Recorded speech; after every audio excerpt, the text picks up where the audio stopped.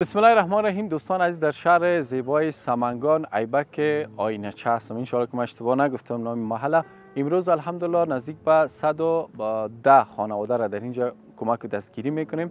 البته قسمی که وعده سپرده بودیم امسال قرار است در اکثریت ولایت افغانستان ما برنامه توزیعات داشته باشیم تا آخر زمستان. شروع کردیم از ولایت سمنگان و هفته بعد انشاءالله در کابل و ولایت های دیگه، مخصوصا در قدم نخست ولایت های سردسیر کور خواهد کردیم و مورد توجه است.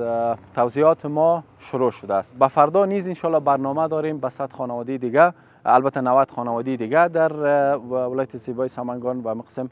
انشاءالله با دوستان مشوره میکنیم بسته های زمستانی یا البسه با نزدیک به 200 تا 210 خانواده است، او را انشاءالله توزیع خواهد کردیم.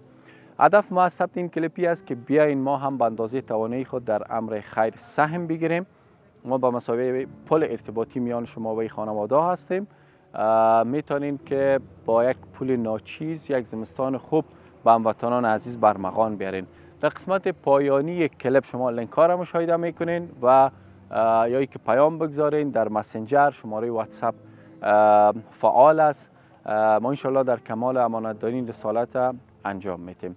مرحله اول کار جابجا شدن این مواد به سر جایش است که تمام شد الحمدلله. مرحله بعدی خانوادهایی که نیازمند است انشالله ما میاریم و بین ما نمونه با 2 یا 3 برادر یا از خواهرها کس اگر نیاز بود صحبت خواهد کردیم و برنامه ما امروز تمام میشه.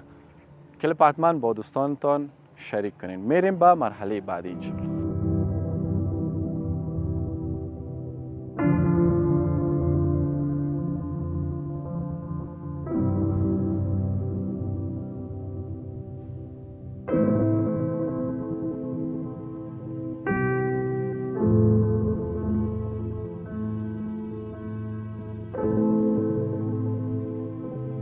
خب دوستان عزیز، مرحله پایانی کار ما در کنار کاکای بزرگوار هستیم. کاکا جان میشه درباره مورد مشکلات اقتصادیتون بگین؟ چند نفر اعضای فامیل هستین و شما چی مصروفیت دارین در سمنگان؟ ما 8 نفر نونخور هستیم. ما غلطگانی و جولگیری داریم.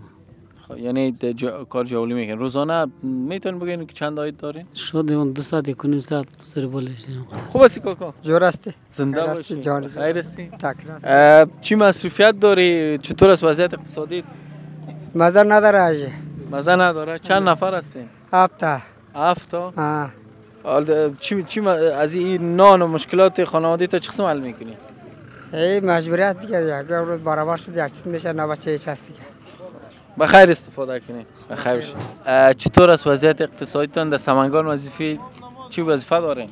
وظیفه منمی 6 تن است. یک جای رفتن نمیتونیم، پای ماندگی نمیتونیم. یک آدم یعنی پای مانده هستیم. یک آدم یک خیر و صدقه میارم میخوریم قرارم داشتیم دیگه. کارم از رویم نمیاد. چند نفر هستین در فامیل؟ 10 نفر خونان خور هستیم. خدا مشکلاتتان حل کنه. زنده باشید.